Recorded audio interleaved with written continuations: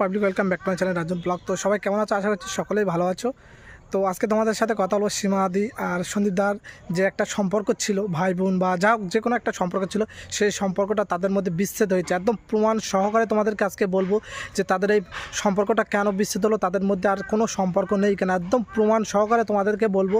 কারণ কালকে বসিরহাট এত কিছু হলো, সন্দীপদা হলো সীমাদি এই নিয়ে এখনও পর্যন্ত কিন্তু কথা বলেনি। তার একটাই কারণ, সন্দীপদা এবং সীমাদিদির সম্পর্কটা নষ্ট হয়েছে। আর কী কারণে সম্পর্কটা নষ্ট হয়েছে একদম প্রমাণ সহকারে এই ভিডিওতে তোমাদেরকে জানাবো। তা চলো প্রথম থেকে শেষ পর্যন্ত এই ভিডিওটি দেখতে থাকো। অবশ্যই তোমরা বুঝতে পারবে যে সীমাদিদি এবং সন্দীপদার মধ্যে সম্পর্কটা কিসের জন্য নষ্ট হয়েছে, সেটাই তোমাদেরকে একদম প্রমাণ সহকারে আজকের ভিডিওতে বলবো।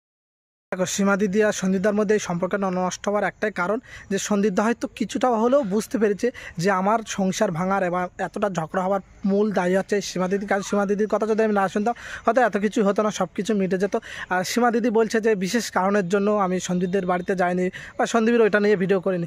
তুমি আবার বিশেষ কারণের জন্য ভিডিও করবে না? তুমি তো যাও, কখন কন্ট্রোভার্সি হবে, কখন টিনার একটা খুঁত পাবে, কখন টিনার সম্পর্কে কিছু জানতে হবে, তাকে বলবে, আর তুমি ভিডিও করবে না? আমরা সব বুঝি। আসলে সন্দীপদা বুঝতে পেরেছে ব্যাপারটা যে তোমার জন্য সব কিছু হচ্ছে, ওই জন্য আস্তে আস্তে সন্দীপদা তোমার থেকে দূরত্ব বজায় রাখছে।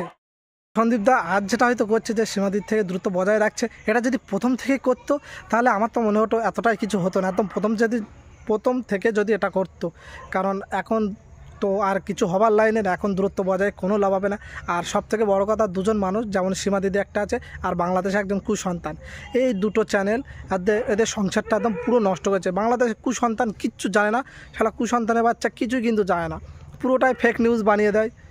শালা কুসন্তানের বাচ্চা কিছু জানে না, বোঝে না, এই ব্যাপার সে ব্যাপার, যে পুলিশ নেই সেখানে এ নেই, আক্রমণ করছে। আমার থেকে বেশি জানো কুসন্তান, আমার থেকে বেশি জানো কুসন্তান। না, বসিরহাটে ওখানে হচ্ছে তোমার কোর্টের পাশে হচ্ছে পুলিশ স্টেশন, তার পাশে জেল, তার সামনে একটা মেন রোড, আবার ওখানে পার্ক আছে। তাহলে বুঝতে পারছিস কুসন্তান ওখানে কতটাই লোক থাকতে পারে। কুসন্তান কিছু জানিস না, তোর বাড়ি বাংলাদেশ, তুই বসিরহাটের খবর কী রাখবি? কোর্টের খবর রাখিস তুই? কোর্টটা এমন একটা জায়গায় শুনে রাখ, কোর্টটা এমন একটা জায়গায় হামলা তো দূরের কথা, ওখানে একটা মানুষের সাথে ঝগড়া পর্যন্ত করারই সাহস পায় না, এমন একটা জায়গায় ওই কোর্টটা, বসিরহাট কোর্টটা, বুঝলি? কুসন্তান কিছু তো জানিস না, শুধু মিথ্যে কিছু বক্তব্য নিয়ে মানুষের মাঝে টিনা দিদির বদনাম করার জন্য বিভিন্ন রকম চাল চেলে যাচ্ছিস তুই। তোর মতন কুসন্তানের কথা আর কেউ শুনবে না। তোমরা কম বেশি বুঝতে পেরেছো যে আমি কাকে বলতে চাইছি কুসন্তান। সে অরিজিনালি একটা কুসন্তান, না হলে একটা সংসার এইভাবে ভাঙে না, একটা মেয়ের এইভাবে অপমান করে না। বিভিন্ন রকম কথা বলেছে, তার ফ্যামিলিকেও টেনেছে, বিভিন্ন রকম যাকে পারছে তাকে টেনেছে শুধু ভিউজের জন্য। এই কুসন্তানটা, ও হচ্ছে একটা কুসন্তান বাংলাদেশের, ওই জন্য ওর কথায় কেউ কান দেবে না। আর ওকে যতই বলবে ওর হচ্ছে দোকান কাটা, ও কখনোই মানে ও তো এখন টাকার লোভে পড়ে আছে, ওকে যতই বলবে ও তো দোকান কাটা, কারোর কথা শুনবে না, ওর মতন সংসার ভাঙবে লোকের। আর সন্দীপদা অনেকদিন পরে এটা বোঝার কোনো দরকার ছিল না, এটা যদি তুমি প্রথম থেকে বুঝতে তাহলে হয়তো এত দূর যেত না। আর তুমি যে কালকে যে মিথ্যা কথাটা বললে যে তোমার উপরে হামলা হয়েছে, আক্রমণ হয়েছে, এটা মানুষ জেনে গেছে যে তুমি মিথ্যা কথা বলছো। একটা জিনিস শোনো, যেটা হয়ে গেছে, তাই নিয়ে কিছু মিথ্যা কথা বলে আর এই জিনিসটা কন্ট্রোভার্সির মধ্যে বা আর দূরত্ব বাড়িয়ে বা এটা একটা অন্যরকম পরিস্থিতির মধ্যে আর নিয়ে যেও না। যেটা হয়ে গেছে, ওই জন্য মিথ্যা কথা বলার আগে একবার ভাববে যে মিথ্যা কখনো চাপা থাকে না, সত্য কিন্তু সবার সামনে একদিন চলে আসে। ওই কারণে মিথ্যা কথা বলে মানুষের মন সেইভাবে কিন্তু আর জয় করা যায় না। তুমি যেটা বলবে সত্যি বলবে, ঠিক আছে, কিন্তু মিথ্যা বলে মানুষের মন কিন্তু জয় আর করতে পারবে না। কারণ এখন সোশ্যাল মিডিয়ার দুনিয়া, সবাই কিন্তু সব রকম খবর রাখে। ওই কারণে মিথ্যা কথা বলে তুমি যে ভাববে যে আমি সবার মন জয় করে নেব, এটা অসম্ভব। আর বসিরহাটের ব্যাপারে আমি তো কম বেশি বলেছি আগের ভিডিওতে যে বসিরহাট এমন একটা জায়গায়, ওখানে হামলা তো দূরের কথা, কেউ কারোর উপর ঝগড়াও করতে পারে না। সন্দীপদা তুমি নিজে এসছো, আমার এই কথাটা যদি তুমি শুনতে পাও বা জানো তাহলে অবশ্যই বলবে যে বসিরহাট কেমন জায়গা। ওখানে আছে কোর্ট আছে, জেল আছে, থানা আছে এবং পার্কও আছে, পার্কে কম বেশি প্রচুর লোক থাকে, একটা মেন রাস্তা আছে, বাজার আছে, সব কিছু আছে। সেখানে তো হামলা তো দূরের কথা। আমি বলেছি না যে একটা মানুষের সাথে ঝগড়া পর্যন্ত করার সাহস পায় না, ওখানে এমন একটা জায়গা। আর ওই রাস্তাটা, ওখানে হচ্ছে চৌরাস্তার মুখ একটা, বিভিন্ন দিক দিয়ে রাস্তা চলে গেছে, ওখানে পুলিশ সবসময় গার্ড থাকে। আর ওখানে তোমার ওপর কেউ হামলা করবে, এটা কীভাবে সম্ভব? অসম্ভব।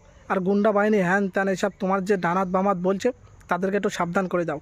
তারা কিন্তু পথটা অনেকটাই ঝামেলার দিকে নিয়ে গেছে, আরও নিয়ে যাচ্ছে, তাই তাদেরকে আশা করি তোমরা সব কিছু বুঝতে পেরেছো। আর সীমাদিদির থেকে যে সন্দীপদার দূরত্ব বজায় রাখছে, আমি আশা করি যে সন্দীপদা যদি সীমাদিদির থেকে দূরত্ব বজায় রাখে তার ভবিষ্যৎ ভালো হবে। ভবিষ্যতে যদি কেউ আসে অবশ্যই সেই জন্য ভালো হবে, কিষাণুর পক্ষে ভালো হবে। কারণ কিষাণু যখন বড় হবে কোনো একটা কিছু বাদিয়ে দিয়ে আবার কিন্তু কন্ট্রোভার্সি লাগিয়ে দেবে। তাই আমি বলবো আমি বলবো যে সীমাদির থেকে যতটা দূরত্ব পারবে সন্দীপদা থাকবে, ততটাই সন্দীপদার কিন্তু সবথেকে ভালো। কারণ এরা কখনো কারো সংসার ভালো চায় না। যদি ভালো চায় তো প্রথম থেকে ঝামেলা হলে মেটানোর চিন্তাভাবনা করতে কিন্তু কেউ করেনি। এরা চায় অশান্তি, ওই জন্য এদের থেকে দূরত্বটা অবশ্যই একটু বেশি রাখা উচিত। দূরত্ব বজায় রাখলে সন্দীপদা বুঝতে পেরেছে যে আমার অনেক ক্ষতি হয়ে গেছে, তাই এখন থেকেই সাবধান হয়ে যাচ্ছে, বুঝতে পেরেছে। তো আশা করি এই দিকটা তোমার খুব ভালো লাগলো যে দূরত্ব বজায় রাখো, ভবিষ্যৎ তোমার ভালো হবে। আর যদি দূরত্ব বজায় না রাখো, তোমার ভবিষ্যৎ আরও অন্ধকার হবে। তা চলো আজকের মতন ভিডিওটি এখানে শেষ করতে। ভিডিওটি কেমন লাগলো কমেন্ট করে জানাও, নতুন সাবস্ক্রাইব করো। তা চলো দেখা হচ্ছে একটা নতুন ভিডিওতে, ততক্ষণ ভালো থাকবে, সুস্থ থাকবে। তো আজকের মতন টাটা।